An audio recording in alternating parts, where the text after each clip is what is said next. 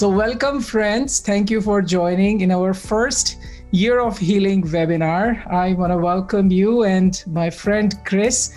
Chris is Assistant Professor of Biochemistry and Molecular Biology at Mayo.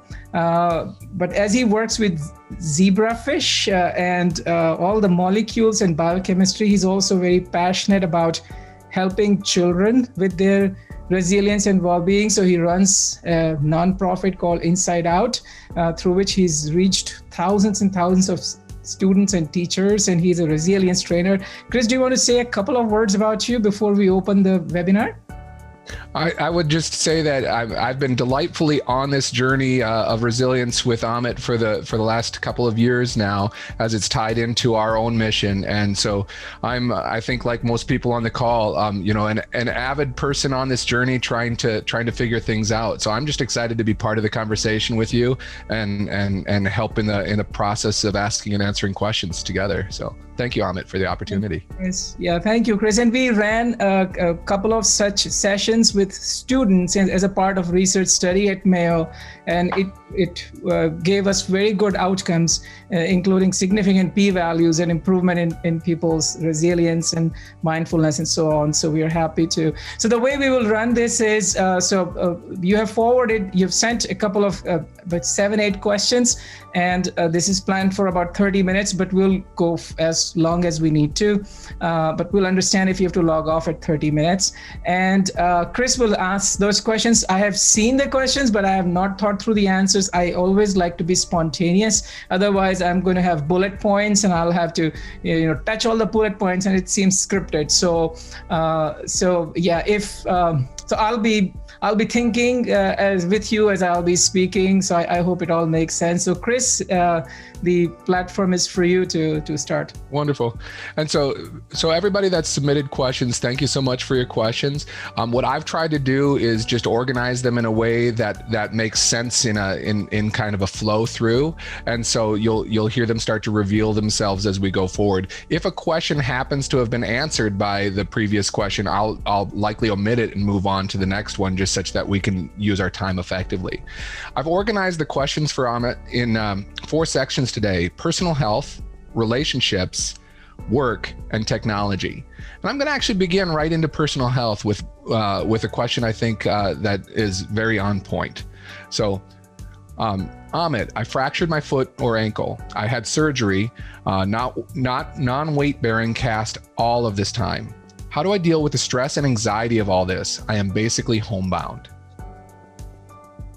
So the stress and anxiety of injury to the physical body, the stress and anxiety of being lonely, the concern of fear that will this happen again? Are my bones weak because of all of this? Keep in mind that first of all, the stress and anxiety associated with a bone injury, and I hope it is not related to osteopenia, is absolutely natural. And I would be highly stressed and angry and upset, and I'll go to that moment when I got the twist or made the wrong movement and fractured my bone and that'll affect my next few weeks, if not few months. So it is very natural. So having self-compassion for yourself is going to be the first step.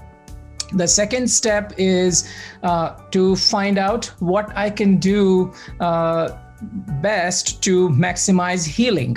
And so I know you're getting all the right care and such. Now, once you have done those 2 things, then the third step is what are different ways can you optimize your well-being? And I think if you link those around the idea of facilitating your healing, improving your resilience, physical and emotional resilience, that will help. So this is the time when you can, because you'll be on bed, so you'll have some time, or at least not as mobile, focus on your other aspects of well-being. So bring your attention to your diet, bring your attention to upper body strength, bring your attention to adequate sleep.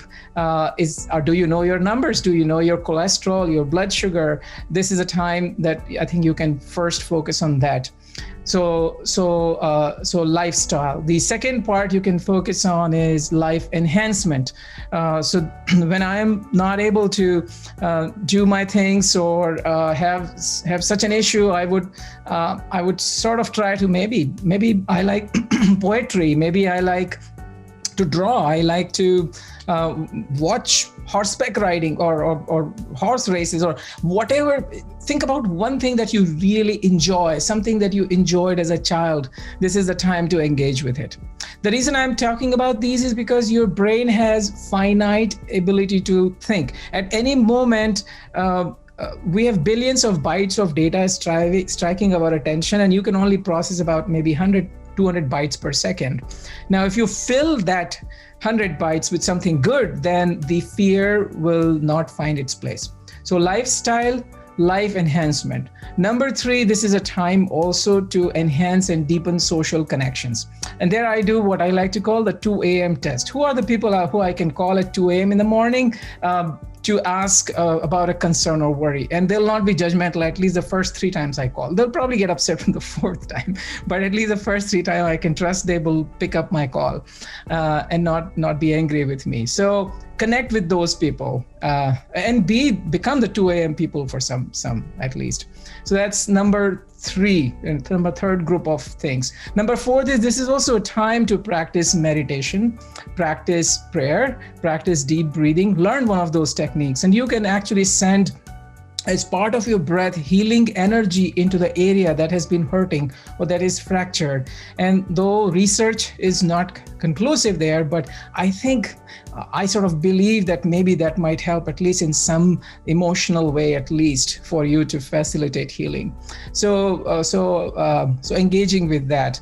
This is also a time to up your resilience, your emotional resilience, with all that I have shared, but also with some of the ideas. If you want to access, let's say at resilientoption.com, we have an online program, and you can use Resilience 100 as a coupon code, and that will make it free for you. And of course, you're part of the year of healing. All of those things can help. And finally, I mean, if you think you need help, then professional help, counseling, coaching, it does wonders for people who are struggling, to have a 3rd person look at your life. So those are all the things you can do. At least that's what I think from the first thought. Do not cultivate fear. Fear is something that was very helpful for physical protection, but it really hurts our emotional body. And fear hurts us more than what it protects us from. So and fear leads to irrationality. Irrationality leads to fear. So when you look back in 2025 and look at your moment that you had your fractured ankle, what you want to see is, because of my fractured ankle, my heart is healthier and I'm less likely to get dementia. Won't that be a nice thing to think about? Thank you so much, Amit. And moving on a similar vein, but I think a little bit different intent. During the pandemic, we have heard so much about how bad being lonely is for us, sometimes compared to smoking 15 cigarettes a day. I live alone and I keep in touch with friends and family by email and Zoom, and I don't feel I'm lonely. Is there a great deal of variability between people as to how much human contact they need to prevent loneliness? Do people perhaps not recognize when they are lonely? Yeah. So the research that I am familiar with, loneliness is a lot about perception. You could be in a party of 100 people and not feel connected to anyone. I'm sure that has happened to you. It has happened to you, Chris, right? If you go to a party or you have a Zoom call, you don't know anybody. You're like, where am I? You feel lonely, kind of, right? As much of an extrovert as I am, I definitely feel lonely in that environment. Yeah, but you can be sitting alone in a room and feel connected. It all depends, because you can feel connected by inviting people in your psychological presence. You feel connected through people you are sending an email to. and you smile thinking about them. You write a grateful card to people, and you can feel connected with them. You experience gratitude to someone and send somebody a warm, grateful thought. You think about someone who is vulnerable. Right now, as we speak, 30,000 people on the planet are contemplating suicide. And if you think for a moment after our call is over, and you pause and you for 30 seconds close your eyes and send them your blessing and your good wishes, and hope that your good wishes gives them hope. And you felt connected with those people.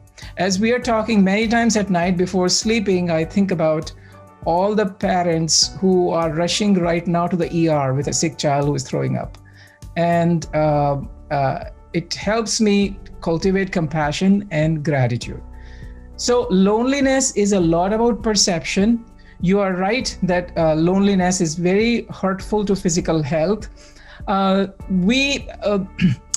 we not perceive? Yes, we could sometimes not perceive that we are feeling down and depressed because we are feeling lonely. Particularly if we are socially connected. Let's say if you have a lot of friends, but you're still feeling down and depressed because you don't have any meaningful friends. Sometimes I look at those connections as like, you're hungry. We are hungry for connections. That's for sure. When you're hungry, you take a little spoon of sugar. It makes you feel okay. So those are the superficial connections. What you need is a whole bowl of oatmeal, if you like oatmeal for the breakfast. That is a deep, nurturing connection. And you want your oatmeal kind of friends who nurture you at a deep place, and that nurturing lasts and it's mutual. So have more oatmeal, in your breakfast, which is physically healthy, and have more oatmeal friends that'll make you emotionally healthy and perhaps, even spiritually healthy. Amit, this is just so interesting because I was on a call over the last few nights with a group of college students that are all feeling very much along the vein of this question, saying, I moved to the apartment such that I could be closer to school, but now I'm alone during the pandemic. And we went through a lot of these exercises. We deeply thought and read about being creatively kind in your book. And like, as I reach to a doorknob, can I think about all who will pass through this door after me, and all who will pass, and really try to think about those things. But then also, I find it interesting your approach, because what the students came to as a conclusion is they also wanted to be able to call each other at 2 a.m. and be as you're saying, oatmeal friends to each other. That's just so helpful, and so thank you for your response on that. Going forward to the last question, we're gonna step a little deeper in the area of personal health. So the question goes: I am 56, healthy, all good things and people around me, but this question remains unanswered. I have an idea where it comes from. Lots of people in my direct circle get cancer or die of cancer, which makes me scared of death. Your online course that I do helps me a lot, but when I got this letter from an annual check on breast cancer, I directly feel lightheaded from anxiety, and I am afraid to leave the ones I love when I would die. I don't want to go yet. Yeah. So fear of death is natural. The fear of death comes from the fear of loss of meaning, anything that you hold meaningful. And death is the ultimate loss of meaning for many of us, because when we die, everything that we care about, at least for us, does not exist. So that's a very natural fear, and it also comes from your love of life. You fear death because you love life. And I think the interesting part is, so one way to look at your fear of death is to, at least the mild fear of death, you can be grateful that you have such a good life that you are fearing death, because there are tens to hundreds of thousands to millions of people who do not fear death because they have no hope left, right? So that's the first part, to reframe and look at it that way. The second thing then is, how do you avoid death? How do you delay death? And here is how it works from a genetic and immune perspective. And I'm synthesizing thousands of research studies here. Basically, what you want to tell your physical body, what you want to tell your genes and your immune system is that I'm having a good time on this planet. I don't want to leave this planet for anytime soon. So then what happens is your genes and immune system start planning for the long term. They improve your antiviral immunity, improve your anti-tumor surveillance in the body, decrease your inflammation. Now, if you tell your genes and your immune system, I'm not having a party here, I'm not even managing anything, so I don't have much meaning and purpose, I'm not the DJ, I might as well exit the planet. They say, all right, my owner wants to exit the planet soon, let me increase his or her inflammation, let me produce cancer, clog his arteries, so he leaves sooner. So what you want to do is get busy having a party on the planet and being in the party. But if you're in the party, you will leave at midnight perhaps or 11 p.m. But if you're the DJ or if you're organizing the party, then you will stay until 2 or 3 a.m., right? So that is the meaning. So be the DJ for the party. So be the one that brings happiness to others. I mean, that's the best way to find happiness, is to be a source of it and bring happiness to others. So finding meaning in creating joy in the world is one of the best. When you get so busy doing that, then that fear of death goes away. So let me tell you, let's say your friend comes over to you for a weekend, for 2 days, and you were busy with a project and you had absolutely no time, and you sort of had lunch, but even during lunch you were mind wandering and so on. And 2 days later, when the friend is leaving and you just say them, you tell them bye-bye at the airport, you're like, I just wasted all this. And so you miss you do not have that joy in saying them goodbye. You never have joy in goodbyes. But on the other hand, if this friend comes and you have the most engaged time, you did the best you could, you had good laugh, you cheered and you shared wonderful moments, it's easier to say goodbye. So we all will have to die, but if we lived a full life, it's going to be easier to say goodbye to this world. And similarly, if we have loved and were able to show it, it's easier to say goodbye. So one of the best ways to avert the fear of death is to live a good life.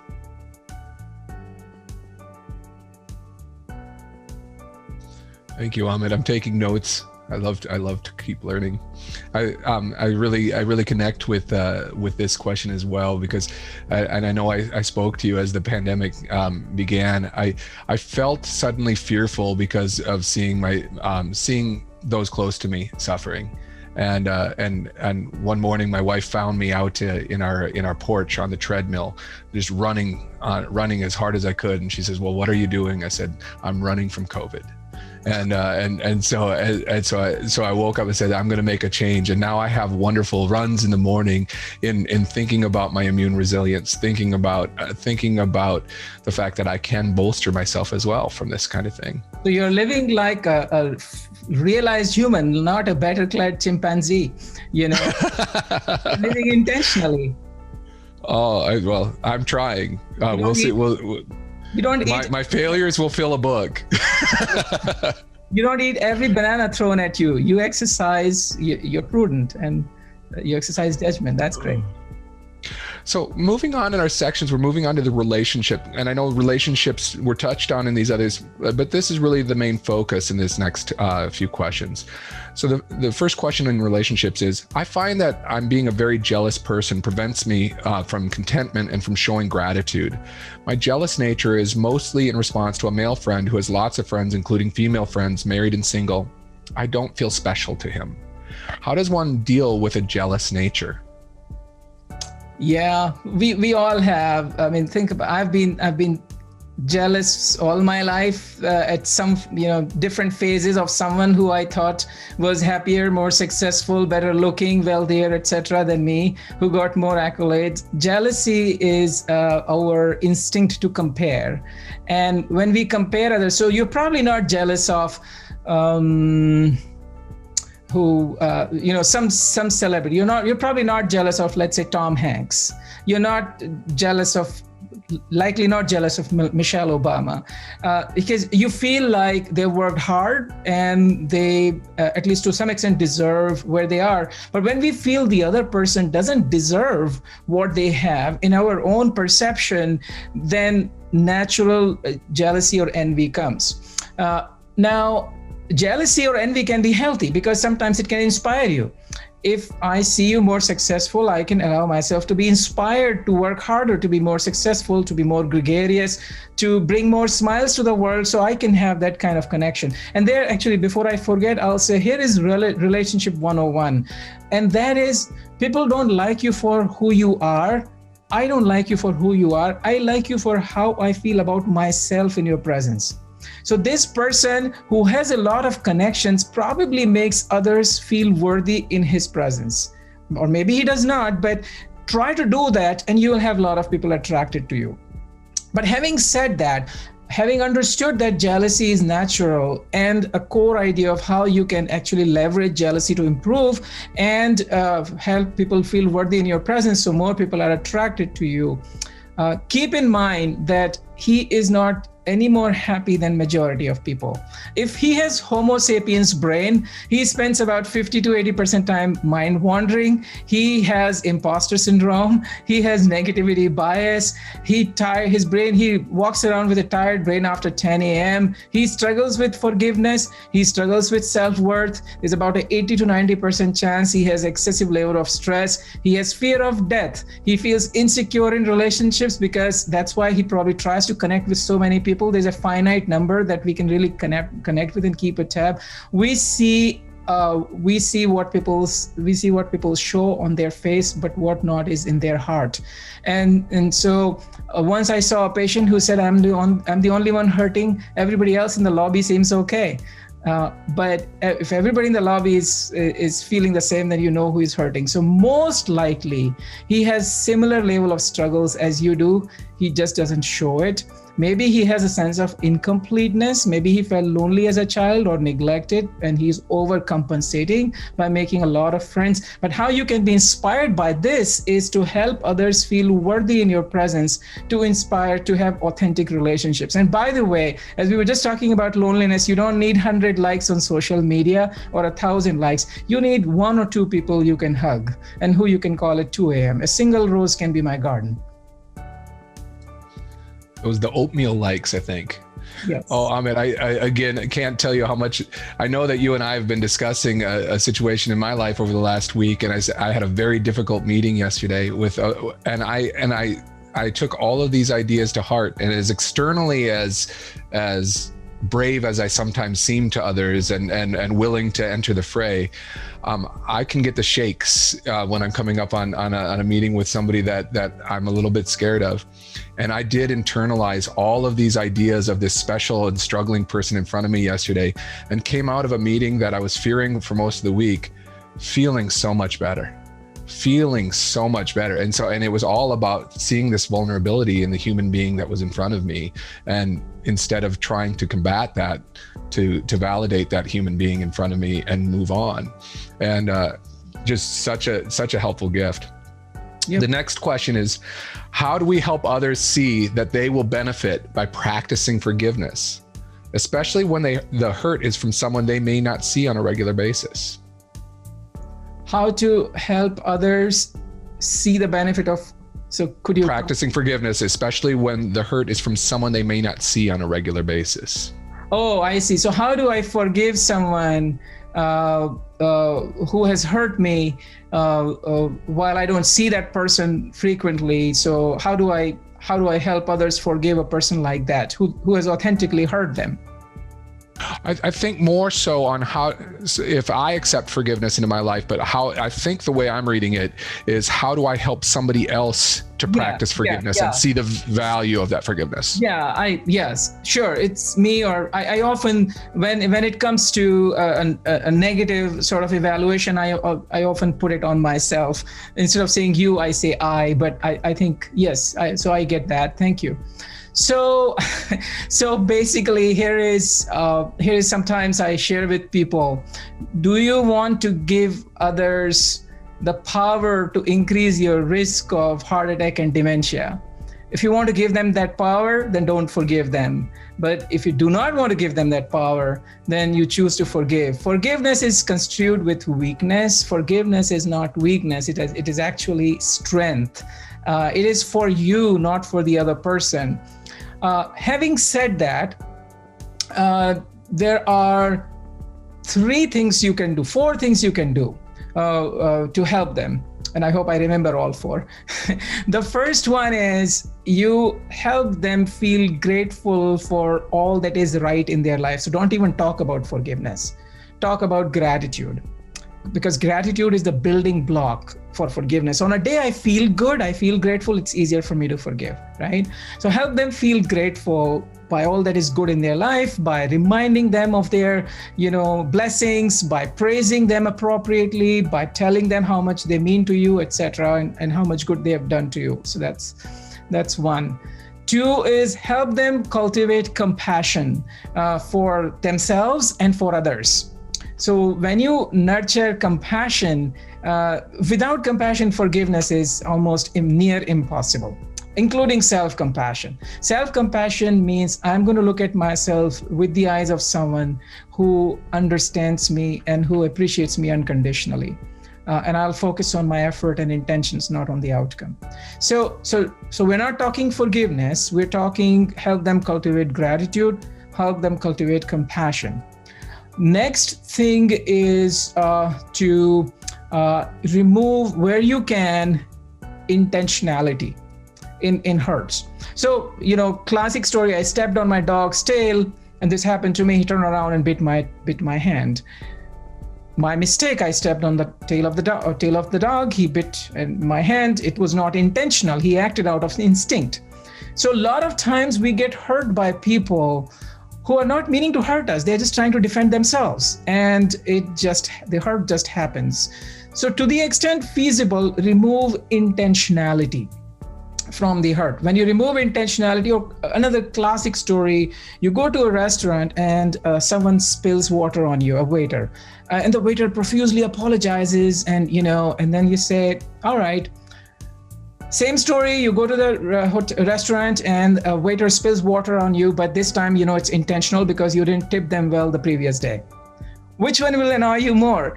It's the second one, because there is intentionality. So remove intentionality and it'll be easier to forgive. And finally, rise in your eyes. When you rise in your eyes, and when you say, I will live my life, or help them rise in their eyes. So help them live their life guided by their role models. And that's what we have in the Year of Healing program. At least in the journal, we have role models every 2 weeks. So when you rise in your eyes, you say, I'm a good person. A negative thought, a negative feeling is unbecoming of me.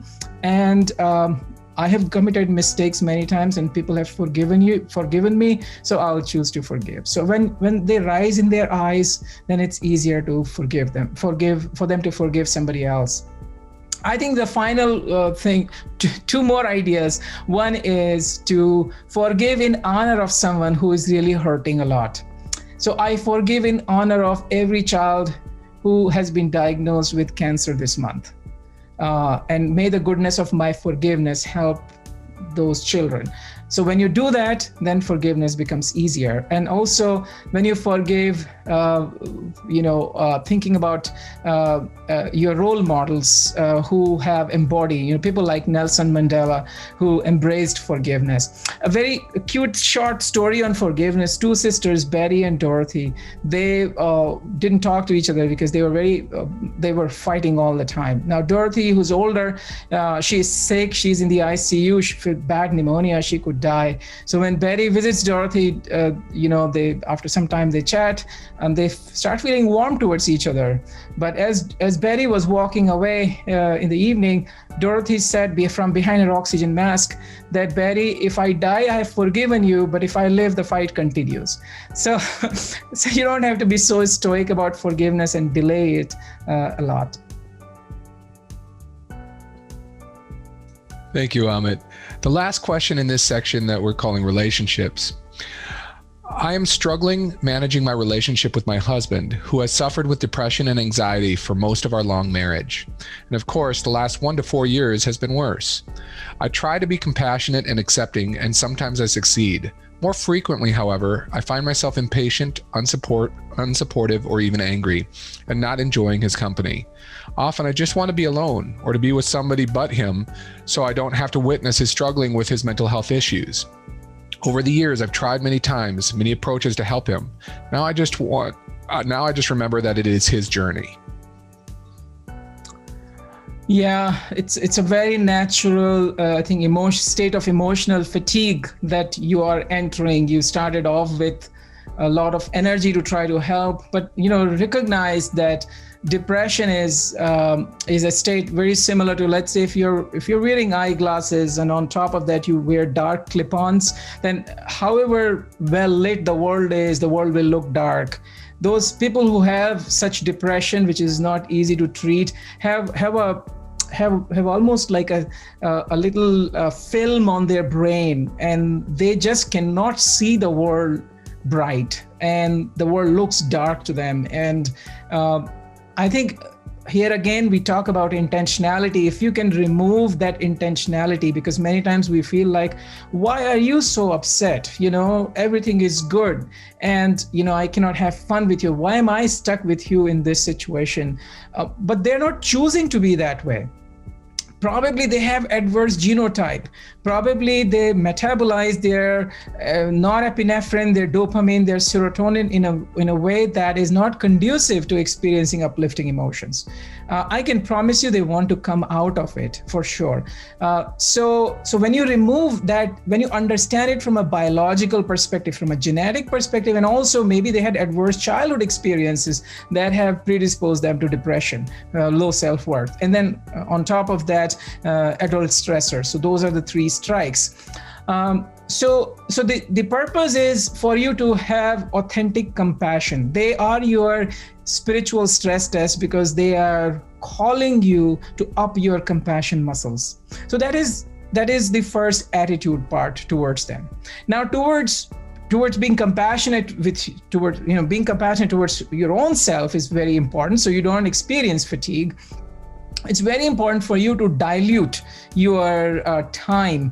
It's like if the tea is very bitter, you want to put some honey in the tea. So you dilute your time in the sense that you spend more time with friends who are more upbeat. You read books that are more upbeat. You participate in resilience and healing approaches that lift you up. You engage in meaningful activities. So you find your source of joy from the world, and from your faith, and from your readings, and from your activities. So you can compensate for the energy drain that happens to you in this personal life. And then sometimes it helps to ask, when I'm 85 years old, what will I regret? Will I regret judging this person, or will I regret that I used to be, fatigued, but I chose to take care of myself? And keep in mind, he absorbs your nervous system. So the kinder and more he worries silently that you will leave him. And that may be one of his fears that keeps him depressed. So the more you can send him the message that you're worthy, I care about you, give him meaning, get his help with something so you enhance his self-worth. One of the best ways to enhance his self-worth is remind him how he's right.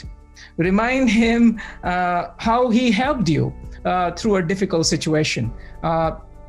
Whatever his strengths are, take his help in those domains. So he feels worthy. So he has a sense of self-worth. So this is your spiritual stress test, your social, emotional, and spiritual stress test. And you'll be really proud of yourself if you pass this, because you'll really rise as a person when you do that. Nothing is not perfect. It's perfect. It's going to be challenging. But that's how life is. Our brain is under construction right now as we are evolving as a species, and it is painful to drive on roads that are under construction. In Rochester, Minnesota, they're either under construction or there's snow on the road, right? So yeah. I admire you for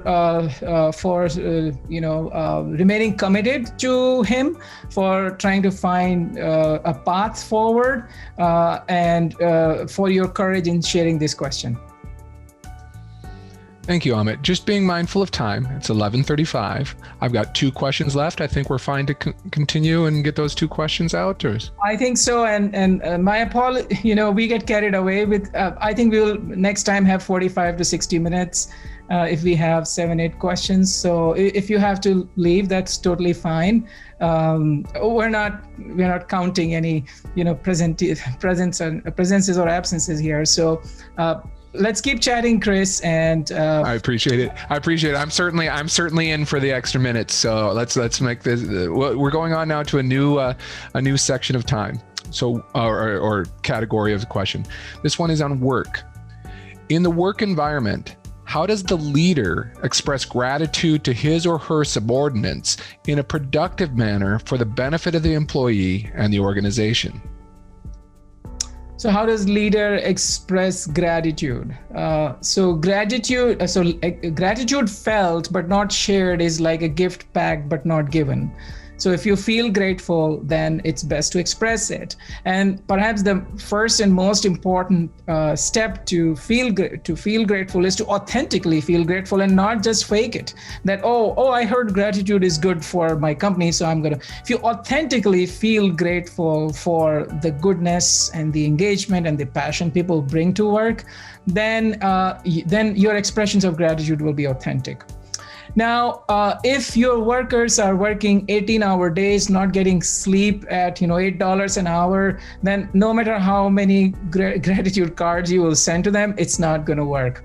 So focusing on their felt needs is the first step. Those have to be satisfied.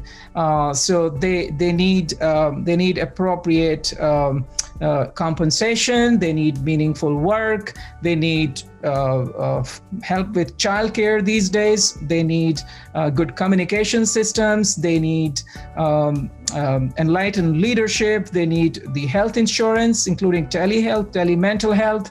And I'm talking about all these with organizations at this point of what the workers' core needs are that have to be met. They need flexibility of hours, flexibility to do in person or remote. So those are great ways to express tangible gratitude. Now, once you have done all that and maximized it, because it's never going to be perfect, then we focus on the other aspects of gratitude, which is expressing emotions. And I would personally start with the group that is the least likely to receive gratitude. So if you have, let's say, housekeepers and janitors at your workplace who seldom receive a thank you card from a patient, for example, they are the ones where you start off your gratitude exercise with. You can share gratitude by email, gratitude note you can send a small gift, you can send kudos, you can put it on social media. We invite you to keep them in your morning gratitude practice. A very useful practice at work is to, before your meeting, think about people who you are going to meet and think about grateful thoughts for them before you go for the meeting. So there are many different ways of feeling grateful. Another interesting idea is to write a note to their family. So won't it be nice, Chris, if one of your students sends a note to, is your wife Vicky? Vicky, yeah. One of your students sends a note to Vicky. Thank you for sharing Chris with us because he means a lot to us. I mean, that will be such a. That's brilliant. That's really brilliant. Yeah. So send a note to their family for sharing their spouse or their partner. So as you can see with all of these practices, you can be creative and positively surprise people. And that is what they will remember. And not just platitudes, right? So those would be some ideas. That's wonderful. And we're gonna close the last question where we opened in our conversation as we came on with technology. So you addressed intentional use of technology in your daily insights. More of us are physically interacting less and less. I realized pre-pandemic was rare to go through a day that I did not at least casually pass someone I had never seen before. That is not happening now. This, of course, impacts relationships, but it also can impact how curious we are. Technology can be our friend. Thoughts? Oh, absolutely. Technology can help in so many different ways. My mother runs a global Zoom yoga class every day, except Saturday evenings at in the evening, and that's the highlight of her day. She talks about it all evening and sometimes in the morning, and she feels connected to all her friends and buddies through that. I actually feel that may have enhanced her quality of life, even longevity, both my mother and father. So technology definitely can help in many ways. So that is one use case of technology, which is connecting us with each other. The second use case for technology is access to uplifting emotions. I don't know about you. In the Resilient Option program, we often share our brain gets tired in about 90 minutes, and it's ready for an emotional snack. We call those RAM moments: rest, uplifting emotions, motivation moment. Now, you can get a positive emotional snack from reading a book or something, but I like to go through the photo stream and look at some picture, or watch a nice video, or read a positive news, or call someone, or share some meaningful text and stuff like that. So technology can offer, it's actually infinite source right now of images and videos and pictures and colors and all that can give us uplifting emotions. So that's a second use case of technology. The third use case of technology is donuts, right? When a donut is 100 feet away, I am in control. When a donut is 1 foot away, it's going to be part of my body. So I struggle with self-regulation. And technology is a wonderful way to help us self-regulate, to help us follow rhythms and good habits and reminders and so on and so forth. And the fourth is, the other day I changed 2 passwords on the same day. It was a disaster. Never change 2 passwords on the same day. So productivity and efficiency, technology is great with productivity and efficiency. So connection, uplifting emotions, self-regulation, and productivity and efficiency. Those are 4 very good use cases of technology. I look at technology as an extension of my brain and body. It allows us to do stuff that our brain and body cannot. At the end of the day, though, technology that enhances human connections is good. Technology that breaks human connections will not serve us well in the long term. If I have 1,000 likes on my social media, there is no need to hug my mom. That is bad use of technology. But running a global Zoom yoga class every evening, that is good use of technology. Really good. For those of you who joined us right in the kind of on-ramp time to this conversation, I'd been asking Amit about my son's use of technology, and I think that what we've basically come to as a decision is that I'm recognizing that he's reaching his friends in a time that he normally would not, and so I'm applying the ROG, or the rate of giggle. So if I hear giggling, that means either the first or second version of technology is being used. He's connecting, and he's having uplifting emotions. And if the rate of giggle goes down, then it's time to limit the technology for certain. Thank you, Amit. Is there any last thoughts that you would like to give us as we close the session? Well, keep following the daily Year of Healing. We will keep providing new content every day. Apologies for the minor technical glitches we have had a couple of times that we have tried to fix as soon as possible. We'll try and host these webinars every 2 to 4 weeks as time allows. I'll send you an email again for questions. Please register early, because we keep limited to about 100 participants, and I know not everybody can come. We might post this somewhere in social media, a recording of this, if that works. In the next few weeks that we come back. Until then, do not postpone joy. Try to find micro moments of positivity. And one of the best ways to not postpone joy is to not bypass kindness. And be kind to yourself at the same time. So thank you very much for joining us and staying. We spent a little over 30 minutes. We actually spent total 45 minutes, but it was, I hope, meaningful to you. And I look forward to journeying with you in the coming weeks, months, years, decades, maybe centuries, probably not. Take care. Bye. Thank you so much, Amit. Yes.